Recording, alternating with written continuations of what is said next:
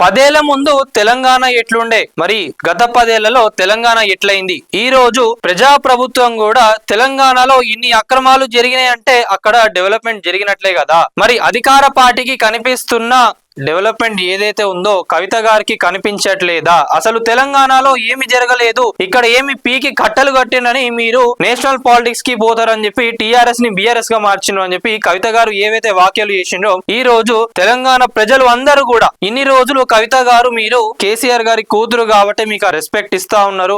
ఇప్పటికీ కూడా బీఆర్ఎస్ లో ఉన్న నాయకులు అందరూ కూడా మిమ్మల్ని గౌరవిస్తా ఉన్నారు. ఎందుకు అంటే the one and only KCR గారిని చూసే యావత్ ప్రపంచం మొత్తం ఈ రోజు తెలంగాణ వైపు చూస్తున్నది అంటే ఎవరి వల్ల? కేసీఆర్ గారి వల్లనే. తెలంగాణ వచ్చినాక నీళ్లకు కానివ్వండి, కరెంటు కానివ్వండి, గత 10 ఏళ్లలో ఎట్లుండే ఒక్కసారి ఆలోచించుకోండి. దానికి సంబంధించి మొన్న కేసీఆర్ గారు కూడా ఒక మాట అన్నారు, ఈ తరానికి ఎవరికి కూడా అసలు ఏం తెలియదు, తెలంగాణలో ఎన్ని ఇబ్బందులు ఉండే, తెలంగాణలో మరి నిజాం రాజులు పరిపాలించినప్పుడు కూడా అసలు మన తెలంగాణకు ఎంత పవర్ ఉండే, ఎన్ని నీళ్లు ఉండే ఏందనేది కూడా మొత్తం ఈ రోజు మనం దీని గురించి మాట్లాడుకుందాం. అందుకే ప్రతి ఒక్కరు వీడియో ఇస్తున్న వాళ్ళు ఎవరైతే ఉన్నారో ప్రతి ఒక్కరు వీడియోని లైక్ చేయండి, ఈ వీడియోని మొత్తం కూడా చూడండి, వీడియోని మొత్తం చూసి ప్రతి ఒక్కరికి కూడా షేర్ చేయండి. 10 ఏళ్ల ముందు తెలంగాణ ఎట్లుండే, ఆంధ్ర వాళ్ళందరూ కూడా ఎట్లా పరిపాలించిండ్రు, మనకు ఎంత మోసం చేసిండ్రు ఏందనేది కూడా మొత్తం ఈ రోజు మనం డిస్కస్ చేయబోతున్నాం. హాయ్, హలో, నమస్తే, వెల్కమ్ టు నేటి రాత్రి. నేను మీ శివసుబ్రహ్మణ్యం. తెలంగాణలో గత 10 సంవత్సరాలు మనం చూసుకుంటే మనం ఎంత మాట్లాడినా కూడా, ఎన్ని రాసుకుంటూ పోయినా కూడా అభివృద్ధి జాడలు వాటన్నిటిని కూడా రాసుకుంటూ పోతా ఉంటే 100 ఎపిసోడ్లు అయినా కూడా చేయవచ్చు. ఈ రోజు కేసీఆర్ ని తిడతా ఉన్నారు, ఎందుకు వాళ్ళు చేసిండ్రు చెయ్యట్లేదని ఎవరు కూడా అంటలేరు. ఎవరు అంటున్నారు? దేవనపల్లి కవిత గారు ఒక్కరే అంటా ఉన్నారు. మరి అదంతా ఎవరు నడిపిస్తున్నారు, వెనకాల ఏందన్నది కూడా అంతా పక్కకు పెట్టుకుందాం. ఈ రోజు తెలంగాణ గురించే మనం మాట్లాడుకుందాం. 10 ఏళ్లలో ఏం జరిగింది, 10 ఏళ్ల ముందు ఎట్లుండే ఏందనే దాన్ని కూడా మొత్తం మాట్లాడుకుందాం. ఈ రోజు ఇంకోటి, ఆంధ్రప్రదేశ్ లో మనం చూసుకున్నట్లయితే వాళ్ళకు రాజధాని ఇప్పటి వరకు కూడా చక్కగా లేదు. హైదరాబాద్ ని మీరు చూసుకోండి, డెవలప్మెంట్ ఎట్లున్నదనే చూసుకోండి. నీళ్లు లేక ఎంత ఇబ్బంది పడుతుండే అగ్రికల్చర్ కైనా, పొలాలకు, దేనికైనా కూడా. మరి ఈ రోజు నెంబర్ 1 ప్లేస్ లో ఉండే ఎక్కడనో ఉన్న తెలంగాణను తీసుకుపోయి ఈ రోజు పంటలకు వీటన్నిటికీ కూడా నెంబర్ 1 చేసింది ఎవరు? కేసీఆర్ గారు కాదా? గత 10 ఏళ్లలో కరెంటు కోతలు, మీరు ఇప్పుడు జనరల్ కరెంట్ పోయినా కూడా ప్రజా ప్రభుత్వం ఇది అని అంటారు, అంతే తప్పించి అక్కడ ఏదో షార్ట్ సర్క్యూట్ అయిందో, లేదా అక్కడ ఏదో ఇబ్బంది అయిందో, ట్రాన్స్ఫార్మర్ కి ఏదో అయిందని అన్నారు. కరెంట్ పోయిందంటే ఇప్పటికీ కూడా అగో కాంగ్రెస్ ప్రభుత్వం వచ్చింది కదా కరెంట్ పోయిందని అంటారు, అంతే తప్పించి అక్కడ ఏదో ఇబ్బంది అయిందని కూడా ఎవరు అనుకోవట్లేదు. గత 10 సంవత్సరాలలో ఎంతమంది ఎన్నిసార్లు కరెంట్ ఆఫీసులకు ఫోన్ చేసిండ్రు ఒకసారి అనుకోండి. ఉమ్మడి ఆంధ్రప్రదేశ్ ఉన్నప్పుడు సాగుకు కూడా రైతులను చాలా ఇబ్బంది పెట్టిండ్రు. రైతును రాజు చేయాలని కేసీఆర్ గారు వాళ్ళకు ఫ్రీ కరెంట్ ఇచ్చినారు, నీళ్లు 24 గంటలు నీళ్లు, కరెంటు ఇవన్నీ కూడా ఇచ్చిండ్రు కదా. మరి మీకు ఏం కనిపిస్తలేదు అని ఎట్లా మాట్లాడతారు కవిత గారు? ఒక్కసారి ఆలోచించుకోండి. ఇంకేమంటారు, ఇదేదో నేను ఆస్తుల కోసం కాదు, నా మనోభావాలు దెబ్బతిన్నాయని చెప్పి మీరు అంటా ఉన్నారు. కానీ 10 ఏళ్లలో మీకు కేసీఆర్ గారు కానివ్వండి, బీఆర్ఎస్ పార్టీలో ప్రతి ఒక్క నాయకులు మీకు సపోర్ట్ చేయలేదా? మీరు కష్టాలలో ఉన్నప్పుడు కూడా మీకు సపోర్ట్ చేసిండ్రు కదా. మరి ఈ రోజు ఏం చేయలేదని చెప్పి మీరు అంటా ఉన్నారు. పాలన 10 ఏళ్లు, ప్రగతి 100 ఏళ్లు, రాసుకుంటూ పోతే అభివృద్ధి జాడలు. 10 ఏళ్లు నెంబర్ 1 గా గుర్తింపులు, అభివృద్ధి, సంక్షేమం, సమపాళ్లు, సమగ్ర అభివృద్ధిలో తెలంగాణ పరుగులు, పేదరిక నిర్మూలనలో అనేక మైలురాళ్లు, వ్యవసాయ రంగంలో అన్ని రాష్ట్రాలను అధిగమించి దిగబడులు. ఈ రోజు ప్రజాప్రభుత్వం సన్నబియ్య పథకం ఇస్తుందంటే ఎవరి వల్ల? కేసీఆర్ వల్లనే. మీరేదో ఇప్పుడు వచ్చి వేసుకున్నది కాదు. మీరు సన్నబియ్యాన్ని ఈ రోజు మొత్తం దేశం మొత్తంలో కూడా నెంబర్ 1 గా ఉంచినారు. అంతగానం పండియగలుగుతున్నారు అంటే ఎవరి వల్ల? కేసీఆర్ గారు అప్పట్లో నీళ్లు ఇవ్వడం వల్లనే. కాళేశ్వరం ప్రాజెక్టు పనికిరాదు, కాళేశ్వరం ప్రాజెక్ట్ నుంచి నీళ్లు రావట్లేదు అని అంటున్నారు. కానీ మరి 10 ఏళ్లకు ముందు ఎట్లుండే ఆలోచించుకోండి. అవన్నీ కూడా డీటెయిల్డ్ గా మనం దీంట్లో మనకు క్లియర్ గా ఉన్నాయి. అందుకే వీడియో మొత్తం చూసి అసలు ఏముండే ఎట్లుండే అనేది ఒకసారి చూడండి. అన్ని రంగాలలో జాతీయ స్థాయిలో సింహభాగం అవార్డులు, పల్లె ప్రగతిలో గణనీయమైన మార్పులు, పచ్చని వనాలు, పసిడి సిరులు, పాడి పంటలు, స్వచ్ఛమైన పల్లె వాతావరణంలో ప్రజల ఆరోగ్యాలు, రైతుకు పెట్టుబడి సాయాలు, సకాలంలో ఎరువులు, ఊరిలోనే ధాన్యం కొనుగోలు కేంద్రాలు, ఎండిన ఊరి చెరువులలో పుష్కలంగా నీటి సవ్వడులు, ఊరే కల్పతరువుగా కుల వృత్తులకు ఆదాయ వనరులు. నిజంగా ఒకటి చెప్పాలంటే మేము మా చిన్నప్పుడు కూడా ఎన్నోసార్లు కరెంటు కోతలు చూసినాం, నీళ్లు ఎక్కడ కూడా కరెక్ట్ గా లేకపోతున్న చెరువులు ఏవి చూసినా కూడా. తెలంగాణ ప్రభుత్వం వచ్చిన తర్వాత అవన్నీ మంచిగానే అయినాయి. ఈ రోజు రియల్ ఎస్టేట్ కూడా మనం చూసుకున్నట్లయితే అసలు ఎవరైనా ఎక్స్పెక్ట్ చేసినా ఒకటి ఊహించుకోండి, ఆ మోకిలా కానివ్వండి, కోకాపేట కాని ఊర్లు అవన్నీ ఎక్కడి నుంచి ఎక్కడికి పోయినాయి. ఎకరానికి 100 కోట్లు దాటి కూడా బీఆర్ఎస్ ప్రభుత్వంలో ఉన్నప్పుడు 100 కోట్లు ఉండే. మరి ఈ రోజు ప్రజా ప్రభుత్వంలో 100 కోట్లు దాటిపోయిందంటే ఎవరి వల్ల? అవన్నీ కూడా గుర్తు పెట్టుకోవాలి. ఏది మాకు నోటికి ఏది వస్తుంది మాట్లాడినట్టు కాదు కదా. ఎవరిని కదిలించినా చెప్పే మాట ఒకటే, కేసీఆర్ తెలంగాణ దేవుడు. ఈ రోజు బీఆర్ఎస్ ప్రభుత్వం ఎందుకు పడిపోయిందంటే ఒకటే రీజన్. గ్రామాలలో అందరూ కూడా జనాలు ఇప్పుడు పబ్లిక్ టాక్ తీసుకున్నా కూడా ఏమంటున్నారంటే, మేము ఇక్కడ ఎమ్మెల్యే చేసిన అరాచకాల వల్ల మా ఎమ్మెల్యేని ఓడించాలనుకున్నాం కానీ కేసీఆర్ గారు దిగిపోతారని మేము ఏనాడు కూడా అనుకోలేదని చెప్పి పల్లె ప్రజలందరూ చెప్తా ఉన్నారు. ఈ రోజు ఎరువులకు ఎంత కష్టాలు పడుతున్నారు తెలియదా? ఇప్పుడుండే గతంలో కాంగ్రెస్ ప్రభుత్వం ఉన్నప్పుడు కూడా సేమ్ సిచ్యువేషన్స్ ఏవైతే ఉన్నాయో ఇప్పుడు మళ్ళా కాంగ్రెస్ ప్రభుత్వం ప్రజా ప్రభుత్వం ఉన్నప్పుడు కూడా మళ్ళా జనాలందరూ అవే అనుభవిస్తా ఉన్నారు. చెప్పులు పెట్టుకుంటా ఉన్నారు. కొంచెమన్నా నాయకులకు ఉండాలి. చెప్పులు కూడా వరుసగా ఇట్లా లైన్లలో లించోలేకపోతున్నారు. ఎందుకంటే చలి అంతగానం ఉన్నది. ఎంత రాత్రులలో పోయి ఆడ వండుకుంటా ఉన్నారు రైతులందరూ కూడా. అవన్నీ కనిపిస్తలేవా? మరి ఏనాడు కూడా కేసీఆర్ గారి ప్రభుత్వం బీఆర్ఎస్ ఉన్నప్పుడు ఎరువులకు సంబంధించి ఇక్కడ షార్టేజ్ అయిందని చెప్పి ఒక్కనాడు కూడా ఎక్కడ కూడా వార్త రాలేదు. రైతులకు ఎప్పుడు కూడా ఎటువంటి ప్రాబ్లం వచ్చినా కూడా ముందున్నారు. అప్పు చేసినా ఏది చేసినా కూడా రైతులనైతే ఆదుకున్న వ్యక్తి కేసీఆర్ గారు. వాళ్ళందరికీ ఇప్పటికీ కూడా కేసీఆర్ గారే దేవుడు అని చెప్తా ఉంటారు. శకునం చెప్పే బల్లి కూడా కుడితి లోపల పడిపోతుంది. ఒక అబద్ధం 1000 అబద్ధాలను మోసుకొస్తుంది. అబద్ధాలు ఆడని పరిస్థితి సృష్టిస్తుంది. అబద్ధాలు ఆడకుండా ఉండలేని స్థితిలోకి నెట్టేస్తుంది. నిజం చెప్పడానికి నోరు రాకుండా చేస్తుంది. కళ్ళుండి చూడకుండా చేస్తుంది. అబద్ధం పవర్, ఆ పవర్ రాజకీయం. కళ్ళుండి కూడా చూడకుండా చేస్తుందంటే నిజంగా నేను అంటున్నా కదా, ఈ రోజు కవిత గారికి కళ్ళుండి కూడా చూడకుండా చేస్తున్నది. మీరు ఎట్లా అంటాడు, ఈడేం బీకిండ్రు 10 సంవత్సరాలు ఏం చెయ్యలేదని చెప్పి అంత ఓపెన్ గా చెప్తా ఉన్నారు. ఏం చెయ్యలేదే మీరు అంత పెద్ద పెద్ద బిల్డింగ్లు కట్టుకున్నారా, అంత ఆస్తులు సంపాదించుకున్నారా? కేసీఆర్ గారు లేకపోతే తెలంగాణ అంటే కేసీఆర్ గారితో ఇంకా చాలా మంది ఉద్యమకారులు ఉన్నారు, వాళ్ళందరూ కష్టపడితే తెలంగాణ వచ్చింది. తెలంగాణ వచ్చినాకనే రాజకీయ నాయకులందరూ కూడా బాగుపడ్డారు. గుర్తు పెట్టుకోండి. ఇది రాజకీయం చేయాలనుకున్నప్పుడు అబద్ధాలే ఆడతారు, సర్వం అబద్ధాలమయం చేసుకుంటారు. ఇక్కడ కూడా అదే జరుగుతుంది. మాజీ ఎమ్మెల్సీ దేవనపల్లి కవిత 10 ఏళ్లలో బీఆర్ఎస్ ఏం పీకి కట్టలు కట్టిందని పార్టీ పేరు మార్చుకున్నారు. దేశ రాజకీయాలకు ఎందుకు వెళ్లాలనుకున్నారు అనే ప్రశ్న సంధించారు. తెలంగాణ ప్రజల కళ్ళతో చూస్తే 10 ఏళ్లు ప్రగతి కనిపిస్తుంది. ప్రత్యర్థుల కళ్ళతో చూస్తే ఎడారి మాత్రమే దర్శనం ఇస్తుంది. ఇది అవునా కాదా అనేది ఒకసారి కామెంట్ లో పెట్టండి. మిగతా వాళ్ళందరికీ అనిపిస్తుంది, కవిత గారికి ఒక్కరికే కనిపించట్లేదంట. మరి కళ్ళ ముందు రత్నాలు కూడా గులకరాలే అనిపిస్తాయి. కేసీఆర్ 10 ఏళ్లలో చేసిన అభివృద్ధి ప్రజల ముందే ఉంది.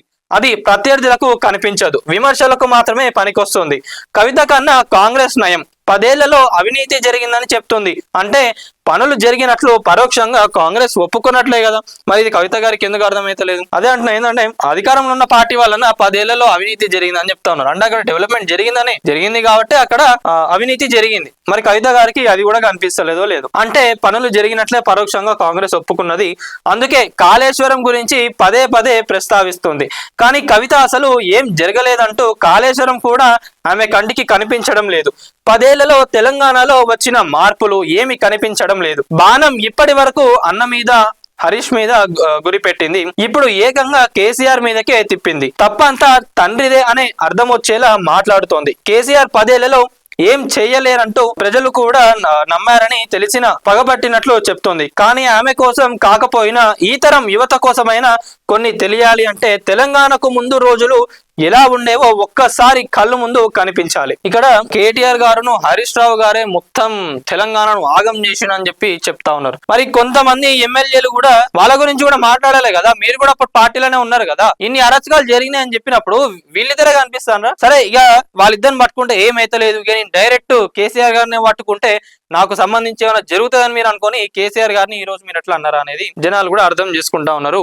మరి ఏదైనా కూడా విమర్శలు ఏవి చేసినా కూడా మళ్ళా రిటర్న్ లా మీకే వస్తాయని చెప్పి కూడా కొంతమంది అయితే చెప్తా ఉన్నారు. సరిగ్గా ఇక్కడ నుంచి ప్రతి ఒక్కరు కూడా చూడండి, అసలు తెలంగాణ ముందు ఎట్లుండే ఏందనేది ఒక్కసారి మనం మాట్లాడుకోబోతున్నాం. సరిగ్గా 12 సంవత్సరాల క్రితం తెలంగాణ ప్రాంతం ఒక ఎడారిగా మార్చబడిన ప్రాంతం. ఎడారిలోనైనా ఖర్జూరాలు ఉండే ప్రదేశాలు ఉంటాయి, కానీ తెలంగాణ కరువు రక్కసి బారిన పడి విలవిలలాడింది. పాలకులు సృష్టించిన విధ్వంసంలో చిత్కిలబడిపోయింది. కొన్ని శతాబ్దాలుగా అన్ని రంగాలలో గణనీయమైన గణిత సంతరించుకున్న తెలంగాణ ఉమ్మడి పాలకుల చేతిలో పడి విలవిలలాడింది. ఒకప్పుడు తెలంగాణలోని ప్రతి పల్లె ఒక గంగాలం, ఊరుకు కనీసం 2 చెరువులు ఉండేవి. ఊరు చుట్టూ పొగురు గ్రామాలు, చెరువులు, ఇలా తెలంగాణ అంతా నీటితో కలకలలాడిన కాలం ఉంది. నిజాం పాలనలో కూడా కరువు లేదు, కష్టం లేదు, ప్రజలు అన్నమో రామచంద్ర అనలేదు. ఎప్పుడు మన తెలంగాణను ఆగం చేసిండంటే ఉమ్మడి ఆంధ్రప్రదేశ్ ఎప్పుడైతే వచ్చిందో అప్పుడు ఆంధ్ర పాలకులు అందరూ కూడా తెలంగాణకు అన్యాయం చేసిండ్రు. అక్కడ వాళ్ళకు సంబంధించి కట్టుకున్నారు కాబట్టి మనకు ఇక్కడ ఏమీ లేకుండా పోయింది. అందుకే అంటున్నా ఏంటంటే నిజాం రాజులు ఉన్నప్పుడు కూడా మనకు కరువు లేదు, అన్నమో రామచంద్ర అని చెప్పి కూడా ఏనాడు కూడా ఎవరు అనలేదు. పాడి పంటలు పుష్కలంగా ఉన్నాయి. అందుకే రైతుల నుంచి ఆ రోజులలో రాజులు 6% శిస్తు వసూలు చేసుకున్నారు. అయినా రైతులు ఆకలి బాధ ఎదుర్కోలేదు. సో అంతగా ఆ రోజులలో రాజులు కూడా 6% శిస్తు వాళ్ళ దగ్గర నుంచి వసూలు చేసిండంట కూడా, అయినా కూడా రైతులకు ఆ బాధ కూడా లేదంట. పరిపూర్ణమైన పంటలు పండించుకున్నారు. తెలంగాణలో సగర్వంగా రైతులు జీవించారు. కాకతీయుల కాలం తవ్విన చెరువులను, బావులకు ఇంకా మనం కళ్ళ ముందే ఉన్నాయి. రహదారుల వెంట కూడా మంచినీటి బావులు తవ్వి ప్రజలు దాహాన్ని ఆ రోజులలో రాజులు తీర్చారు. అందుకే ఢిల్లీ నుంచి కూడా రాజులు తెలంగాణ మీద దండయాత్రలకు వచ్చారు. అంతేకాకుండా దక్షిణాదిలో తెలంగాణ దాటితే ఏ ఢిల్లీ రాజు కూడా ముందుకు వెళ్ళలేదు. ఎందుకంటే అంత సంపద తెలంగాణలోనే దొరికేది. ఎక్కడెక్కడి నుంచో దేశ విదేశాల నుంచి కూడా వాళ్ళందరూ వచ్చి ఇక్కడ ఈ వజ్రాలు ఇవన్నీ కూడా కొనుక్కొని పోయేది ఆ రోజులలో. అంటే తెలంగాణకు ఎట్లుండే అనేది ఒక్కసారి ఆలోచించుకోండి. ఎట్లుండే తెలంగాణను ఎట్లా చేసిండ్రు, మళ్ళా ఎట్లయినా తెలంగాణను కేసీఆర్ గారు ఎట్లా చక్కదిద్దిండ్రు అనేది ఈ రోజు ఉన్న ప్రజలందరికీ కూడా తెలవాలి కదా. నీళ్లకు కొదువు లేదు. తమిళనాడు, కర్ణాటక ప్రాంతాలలో కావేరీ జలాల వివాదంలో పంటలు లేక యుద్ధాలు చేసుకున్న రాజులున్నారు. ఆ టైంలో మనం చూసినట్లయితే పాండ్య రాజులు వాళ్ళందరూ కూడా ఆ రాష్ట్రాలలో ఇప్పటికి కూడా కొట్టుకుంటా ఉన్నారు వాళ్ళ నీళ్ళ కోసం. ఆ 2 రాష్ట్రాలు ఇప్పటికి కూడా మునిగి తేలుతూనే ఉన్నాయి. కాకతీయుల కాలంలో పాటు అంతకు ముందే తెలంగాణలో ఉన్న చెరువులను చూసి తమిళనాడు రాజులు కూడా చెరువులు తవ్వించుకున్నారు. అంటే మన తెలంగాణలో ఇన్ని గణం చెరువులునే అని చూసి కూడా తమిళనాడులో అప్పుడు కొన్ని సంవత్సరాల కింద అప్పుడు వాళ్ళందరూ కూడా చెరువులు తవ్వించుకున్నారు. రాయల కాలంలో రత్నాల మాట వినడమే తప్ప చూడలేదు. కానీ నిజాం కాలంలో గోల్కొండ రాజ్యంలో వజ్ర వైడూర్యాలు విదేశీయులు వచ్చి కొనుగోలు చూసిన వారున్నారు. అందుకు సాక్షులు కూడా ఉన్నారు. ఆ రోజుల్లోనే 10,000 కోట్ల రూపాయల విలువైన జాకబ్ డైమండ్ ఏదైతే ఉందో దాన్ని పేపర్ వెయిట్ గా నిజాం రాజులు పెట్టుకున్నారు. అంటే ఎంత సంపద ఉండే మన తెలంగాణలో, హైదరాబాద్ కి సంబంధించి ఎంతగానం ఉండేది అనేది ఒక్కసారి ఆలోచించుకోండి. రాజులు సంపన్నులైతే సహజంగా ప్రజలు కూడా ధనవంతులైనట్లే లెక్క. ఆంధ్ర ప్రాంతం కూడా కరువుతో అల్లాడిన ప్రాంతమే. ఎప్పుడైతే రాజమండ్రి, విజయవాడలో కాటన్ పుణ్యమా అని బ్యారేజీల నిర్మాణం జరిగిందో అప్పటి నుంచి వాళ్ళకు పంటలు మొదలైనాయి. కానీ తెలంగాణలో ఏ ప్రాజెక్టులు లేకపోయినా చెరువులే కల్పతరువులై సిరులు పంటలు పండాయి. అప్పట్లో తెలంగాణలో కూడా ఏం ప్రాజెక్టులు లేకపోయినా కూడా మనకున్న చెరువులు ఏవైతే ఉన్నాయో వాటి వల్లనే అప్పుడు కూడా వాళ్ళందరూ అగ్రికల్చర్ ఏదైతే ఉందో దాని అంతా కూడా వాళ్ళు చేసుకోగలిగినరు. అలాంటి తెలంగాణ మళ్ళీ కేసీఆర్ పాలనలోనే ప్రజలు చూశారు. సుమారు 60 ఏళ్ల కాలంలో ఆనవాలు కోల్పోయిన చెరువులన్నీ తెలంగాణలో కేసీఆర్ పాలనతో ప్రత్యక్షం అయ్యాయి. అది కేసీఆర్ అంటే. నిజానికి ఏ తెలంగాణ వ్యక్తి ఊహించలేదు. ఏ తెలంగాణ వాది చెరువులకు పూర్వ వైభవం వస్తుందని అనుకోలేదు. ఒకవేళ చెరువులు బాగా చేయాలనుకున్నా సాధ్యం కాదనుకున్నారు. కానీ సాధ్యం కాదనుకున్న వాటిని సుసాధ్యం చేయడమే కేసీఆర్ పట్టుదల.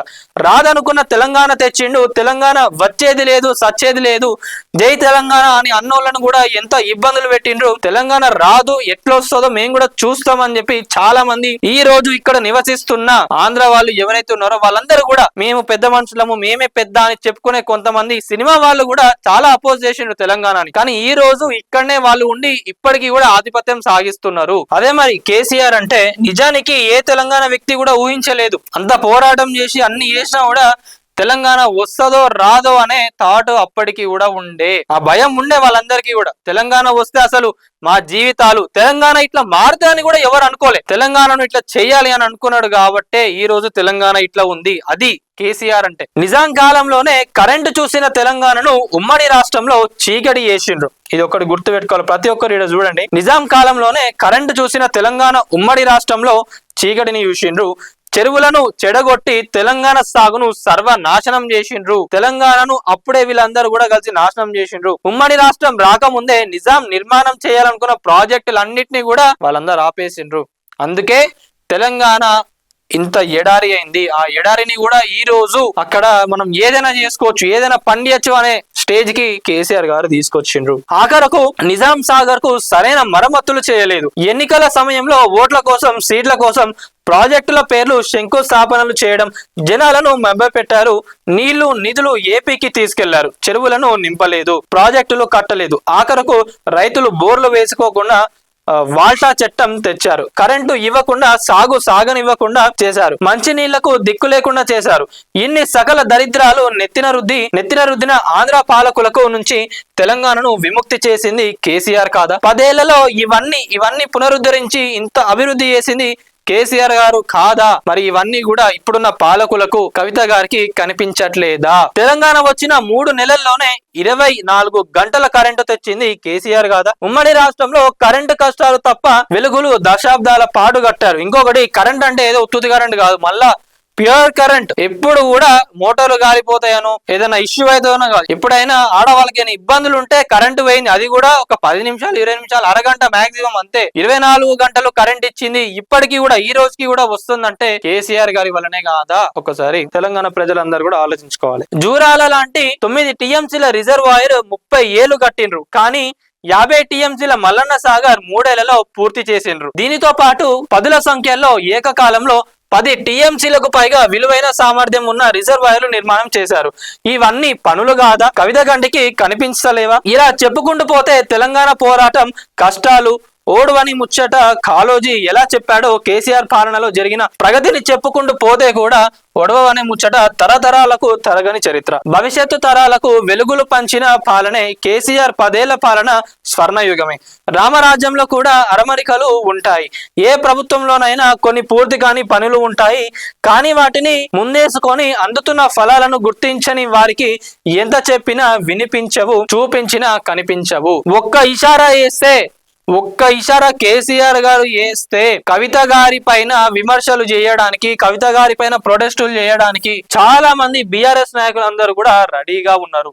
ఇక్కడ ఏదో కవిత గారి గురించి చెప్తా ఉన్నది కాదు. కవిత గారు ఈ రోజు తెలంగాణలో నాకేం కనిపిస్తలేదు అని అంటున్నారు కాబట్టి, అంత పెద్ద మనుషులు, ఇంత డెవలప్మెంట్ చూసిన వాళ్ళు మీరే అట్లా అంటున్నారంటే తెలంగాణలో ఉన్న ప్రజలకు కూడా నిజంగానే అసలు కేసీఆర్ గారు ఏం చేసిండ్రు ఏందనేది, 10 సంవత్సరాల కన్నా ముందు తెలంగాణ ఎట్లుండే, నిజాం రాజులు ఉన్నప్పుడు కూడా అసలు మన తెలంగాణ ఎట్లుండే, అవన్నీ ప్రజలకు తెలవాలని చెప్పి ఈ రోజు మీ ముందుకు తీసుకురావడం జరిగినది. కేసీఆర్ గారి వల్లనే ఈ రోజు తెలంగాణ ఇట్లా ఉన్నది. ఇప్పటికీ కూడా చాలా మంది ఇబ్బందులు పడతా ఉన్నారు, చాలా మంది మాట్లాడుతూ ఉన్నారు, కానీ ఎవరు కూడా మీడియా ముందుకు వచ్చి చెప్పలేకపోతున్నారు. ఎందుకంటే ఈ రోజు ప్రజాప్రభుత్వం కూడా సన్నబియ్య పథకం ఇస్తున్నది, అంత క్వాలిటీ రైస్ ఇస్తున్నది, వాళ్ళకి 5 రేటింగ్ వచ్చిందంటే ఏడికెళ్ళి వచ్చింది ఒక్కసారి ఆలోచించుకోవాలి. మీరు ఇన్ని పథకాలు ఇస్తా ఉన్నారు కదా, ఇన్ని పథకాలు ఇస్తా ఉన్నారు, ఇంకా సరే ఇక్కడ అవినీతి జరిగింది అని అంటా ఉన్నారు. మరి అక్కడ బ్యారేజ్లు అక్కడ చిన్న ఇష్యూ అయిందని చెప్పి అంటా ఉన్నారు. మరి వాటిని సరిదిద్దాలే కదా. శాపనార్థాలు పెడితే తిడితే ఆడ పనులు కావు. వీళ్ళు వేసిన ఏవైతే ఉన్నాయో అవి కరెక్ట్ గా లేవు అనుకుంటే వాటిని సరిదిద్దాలే కదా. వాటిని సరిదిద్దకుండా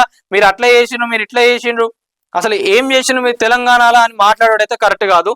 జనాలందరికీ తెలుసు, తెలియని వాళ్ళకు వాళ్ళ గురించి ఈ రోజు కొంచెం మాట్లాడడం జరిగింది. అబద్ధాలు చెప్తా అన్నా కూడా చాలా మంది ఈజీగా నమ్మేస్తా ఉన్నారు. అసలు తెలంగాణలో ఏం జరిగింది ఏందనేది ఒక్కసారి తెలుసుకోండి. నిజాలు ఎంత చెప్పినా కూడా నమ్మడానికి కొంచెం టైం పడుతుంది. అబద్ధాలు చెప్పిన వెంటనే ఈజీగా నమ్మేస్తా ఉన్నారు. రాజకీయ నాయకులు దీన్ని అడ్డంగా పెట్టుకున్నారు. ముఖ్యంగా కవిత గారు మాట్లాడే మాటలు, కవిత గారు మాట్లాడేసరికి ఏమైంది, నిజంగా ఏం జరగలేదా, కేసీఆర్ గారి కూతురే కదా, కేసీఆర్ గారి కూతురే చెప్తా ఉన్నారంటే నిజమే అని చెప్పి జనాలు అనుకుంటున్నారు. దయచేసి ఇట్లాంటి రాజకీయాలు మానేయండి. మీరు చేసే రాజకీయాలకు జనాలందరూ ఒకటే అనుకుంటున్నారు. ఇవన్నీ కవిత గారు కేవలం తన స్వార్థం కోసం ఏదో ఆస్తుల పంచాయతీలు ఉన్నాయని చెప్పి అనుకుంటున్నారు, కానీ మీ పైన ఇప్పటికీ ఎవరికి కూడా సానుభూతి రావట్లేదు. మీరు ఇప్పుడు ఇంకో తరాన్ని రమ్మని చెప్పి అంటా ఉన్నారు. అనవసరంగా వాళ్ళ జీవితాలను నాశనం చేయకండి. ఆల్రెడీ చాలా మంది కూడా జాబులు రాక చాలా మంది కూడా ఇబ్బందులు పడతా ఉన్నారు. వాళ్ళపైన మీరు దృష్టి పెడితే పెట్టండి, కానీ వాళ్ళని కూడా మళ్ళీ వచ్చి ఉద్యమాలు చేయండి అని అంటే వాళ్ళ దగ్గర అయితే పైసలు లేవు. మీ దగ్గర ఉన్న పైసలు వాళ్ళ దగ్గర లేవు. దయచేసి మీరు కూడా పోకండి. వాళ్ళ వెనకాల ఏదో చేస్తారు, మేము వెనకాల తిరిగితే మాకు ఏవో వస్తాయని చెప్పి మీరు అనుకోకండి. రాజకీయ నాయకులు ఎప్పుడైనా కూడా వాళ్ళ గురించి ఆలోచించుకుంటారు. మరి ఇన్ని సంవత్సరాలుగా నేను బీఆర్ఎస్ నాయకులను అంటున్నా, కాంగ్రెస్ నాయకులను అంటున్నా, మీ జాగృతి అంటున్నా, బీజేపీ అందరికి ఒకటే అడుగుతున్నా, నాయకులు మీరందరూ బాగుపడ్డారు, కానీ కార్యకర్తలు ఉద్యమకారుల గురించి ఇప్పటికీ కూడా ఎవరైనా ఆలోచించిండ్రా, వాళ్ళకు ఇస్తాన్న హామీలు మీరేమైనా ఇచ్చిండ్రా అనేది ఒక్కసారి దానిపైన దృష్టి పెట్టండి. మళ్ళీ మీరు ఉద్యమకారులందరినీ రండి, స్టూడెంట్స్ అందరు కూడా ఎక్కడున్నా ఇంకో తరం అందరు రండి, నా వెనకాల రండి మీరు అని చెప్పి మీరు అంటా ఉన్నారు కదా. వచ్చి ఏం చేస్తారు? మీకే చక్కదనం అక్కడ లేనప్పుడు మీ వెనకాల వచ్చి వాళ్ళు ఏం చేస్తారు? వాళ్ళే గిలగిల కొట్టుకుంటా ఉన్నారు, మళ్ళీ వాళ్ళ జీవితాలను ఆగం చేస్తారా? సో ఇక మొత్తానికి అయితే బీఆర్ఎస్ నాయకులందరూ కూడా ఒక్క ఇషారా కోసం చూస్తా ఉన్నారు. మరి ఇంకా వచ్చే ఎలక్షన్స్ కూడా మనం చూసుకున్నట్టయితే సర్పంచ్ ఎలక్షన్స్ లో కూడా బీఆర్ఎస్ మంచి ప్లేస్ లోనే ఉన్నది. మంచిగానే అసలు ఏంటంటే 99% రావాలి అధికారంలో ఉన్న పార్టీకి, కానీ కాంగ్రెస్ ని చాలా చోట్ల కూడా తరిమిందని చెప్పి బీఆర్ఎస్ నాయకులు అంటా ఉన్నారు. ఇక మనం జిహెచ్ఎంసీ మున్సిపల్ ఎలక్షన్స్ ఉన్నాయి. మళ్ళా ఈ ఎవరైతే ఎమ్మెల్యేలు జంపి వేరే పార్టీలకు పోయినరో అవి కూడా ఎలక్షన్స్ వస్తే అప్పుడు ఏ పార్టీ జనాలలో ఉన్నది అనేది తెలిసిపోతుంది. ఇప్పటి నుంచే బీఆర్ఎస్ నాయకులందరూ కూడా గట్టిగానే కష్టపడతా ఉన్నారు. మరి మళ్ళీ వచ్చే అసెంబ్లీ ఎలక్షన్లలో కేసీఆర్ గారి పొలిటికల్ స్ట్రాటజీస్ ఎట్లుంటాయి, మరి ఏ పార్టీ అధికారంలోకి వస్తుందని మీరు అనుకుంటున్నారో ఒక్కసారి కామెంట్ లో తెలపండి. వీడియో చూస్తున్న వాళ్ళు ఎవరైతే ఉన్నారో ప్రతి ఒక్కరు వీడియోని లైక్ చేయండి, షేర్ చేయండి, ఛానల్ ని సబ్స్క్రైబ్ చేసుకోండి. Thank you.